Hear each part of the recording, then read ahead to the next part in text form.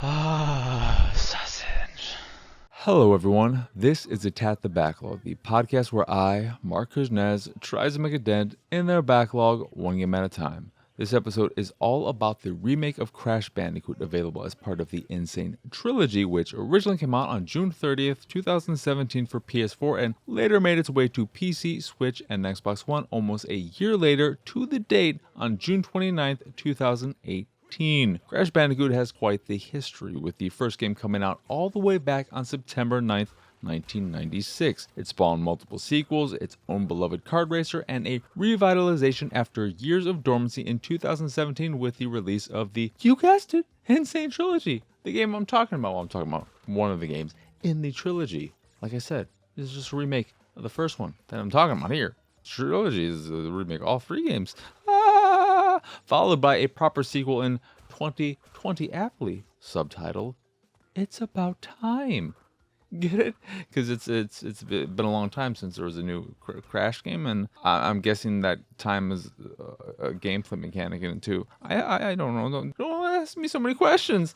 As much history as Crash Bandicoot has, I, despite owning a PlayStation back in the day, have barely any with the series. The first time I played a Crash Bandicoot game was in Uncharted 4, where you play a level from the first game as a nod to Naughty Dog's roots. I may have played one of the games prior to that as part of a demo disc or at a store kiosk, but if I did, it didn't leave much of an impression and didn't get me to buy or rent any of the games when I was a kid. Now, as an adult, I am finally making up for lost time. It's about time, you could say, that I got to this. Starting with the first game in the series. Crash Bandicoot is one sexy little furball. Ow! He wasn't much to look at in his early polygonal days. I mean, he looked alright. He had style. He was a cool cat, even though he's not a cat. He's a... what is he again? He's a rodent of some kind. A bandicoot, maybe? I'm a fucking idiot. But the work Vicarious Visions has done to pretty up Crash and his surroundings is impossible to ignore. The game looks amazing, and Crash looks fantastic. He's full of life, is super expressive, and just exudes fun. Crash and the world he inhabits is vibrant and colorful, and it was a joy looking at the game from start to finish. If only it was a joy playing the game as well. In this voice, I can't enjoy anything.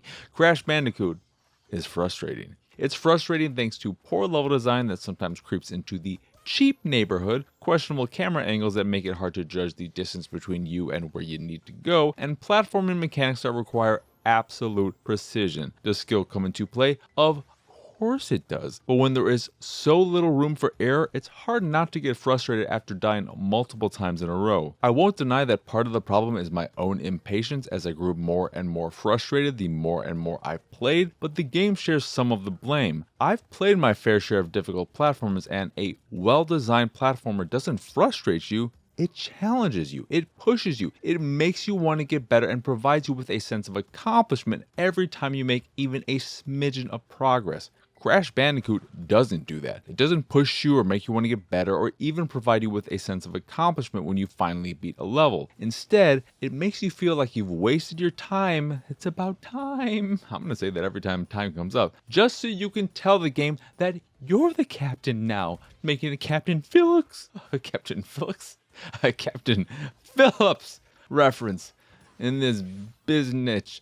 Jesus. Dying repeatedly because you didn't jump at the very last second is a common occurrence in Crash Bandicoot, as is jumping around in a 3D space with not enough awareness of where you are within that space. I died many times while trying to jump between floating platforms because it was hard figuring out how long of a jump I needed to make and where I needed to align myself. Moments like that happen all the time, and it soon became clear that Crash Bandicoot is a platformer more so about memorization than raw skill. You will likely fail multiple times because you're not given enough information, and only then, when you get said information, you will know what you have to do. It's all trial and error, and I'm not a fan of that kind of design when it comes to platformers specifically. It's even worse in these side-scrolling levels because while the perspective has changed, you're still in a 3D space and can fall off the side of a platform even though there's no reason for those levels to exist on anything other than a 2D plane. Or a car for that matter, or a bus. You know, it doesn't matter. It doesn't have to be a plane.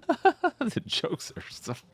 God, this improv is horrible. The camera angles can get in the way as well. or more accurately, can be placed in a way where pieces of the geometry or even you yourself are in the way of seeing where you need to go next, and a simple bit of transparency would have done wonders whenever that was the case. But no such transparency exists. Even when something isn't obstructing your view, it can still be hard to judge the depth of the 3D space thanks to the camera placement. Then there are the enemies, which are mostly easy to deal with, whether by killing or avoiding them, but your only attack, ignoring the ability to jump on certain enemies all Mario-like, has such a short range that it's easy to accidentally nudge yourself into an enemy, leading to a very annoying death. But some of the enemy placements are just mean and force you to, again, learn through trial and error about how to deal with what looks like an impossible situation. And don't even get me started on whatever those stupid running animals on the bridges are. As far as I could tell, they couldn't be killed and tracked you like a bloodhound, and not the good kind of bloodhound you find in games like Apex Legends. I'm Blood Hunter.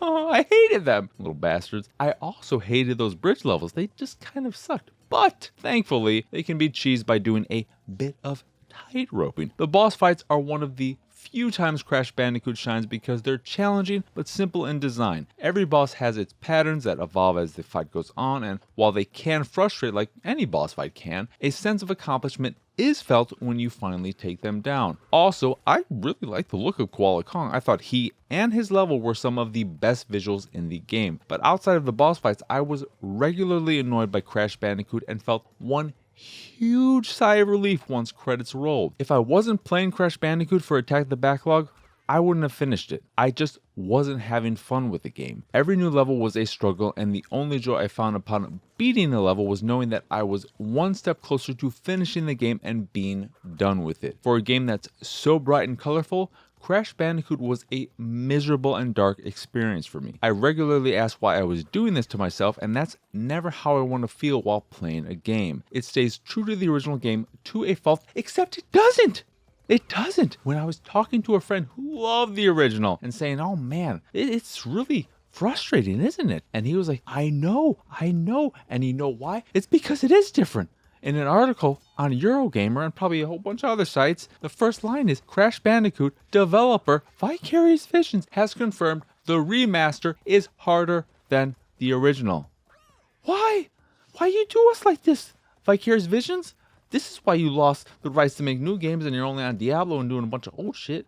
You're not even going to keep your name because you did this to us. You did us dirty. But how dirty? I don't know. I can't really say because I did not play the original and I can only go off what I've read. Why these changes were made, I don't know. Don't ask me. Do I work at Vicarious Visions? No, I don't. There are minor ways the game tries to make itself easier, like granting you an Aku Mask after dying multiple times in a row at the same checkpoint, but those only allow you to take one free hit and don't help if your problem is making a jump you can't quite land. I really wanted to love Crash Bandicoot. I would have been fine just liking it too. I didn't need to love it, okay? Calm down, everyone. Calm down. I came into the game so excited to become a new fan, but as it stands right now, I'm only a fan of the Bandicoot himself and not his game. Hopefully this changes when I play more, but now I don't know if I should continue with 2 or jump right to 4. Anyway, that will do it for this here episode of Attack the Backlog. Once again, I am Marcus Nez. Y'all can find me on Twitter and pretty much everywhere at PX Sausage. If you'd like to see me streaming games like Crash Bandicoot, you could do so over at twitch.tv/PX Sausage. If you'd like to check out the videos I make, like for this here episode of Attack the Backlog, you can do so over at youtube.com/pixelated sausage. Speaking of pixelated sausage, if you just put a .com after that, you got my site, pixelatedsausage.com, where you can find this podcast and the Pixelated Sausage podcast, both of which are available on podcast services across the globe. You can also check out the art I make, and if you see something you like, you can purchase a print of the piece you fancy. And if you fancy the site in general and anything that we do, please go over to patreon.com/pxs and support us that way. As always, thank you for watching or listening. I hope you enjoyed this here episode, and I hope you have a wonderful, wonderful rest of your day.